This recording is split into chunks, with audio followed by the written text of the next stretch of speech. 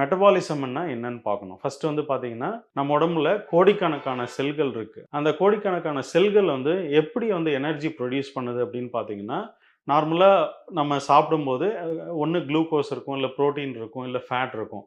அந்த ஃபியூல எடுத்துட்டு ஆக்ஸிஜன் மூலியமா அந்த செல்லுக்குள்ள இருக்கிற மைட்டோகாண்ட்ரியா அப்படின்னு இருக்கும். அந்த மைட்டோகாண்ட்ரியா வந்து இந்த ஆக்ஸிஜனையும், குளுக்கோஸையும் வச்சு எனர்ஜி ப்ரொடியூஸ் பண்ணும். ஸோ இதுல வந்து 2 வகையே இருக்கு.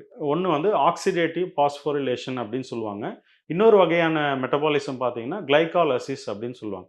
ஸோ இந்த வந்து ஆக்சிடேட்டிவ் பாஸ்போரிலேஷன் வந்து சிம்பிளா சொல்லணும்னா, ஆக்ஸ்பாஸ் அப்படின்னு சொல்லுவாங்க. இது என்ன பண்ணும்னா, ஒரு செல்லு அது மைட்டோகாண்ட்ரியா வந்து ஆக்ஸிஜனை பயன்படுத்தி எரிக்கிற முறை.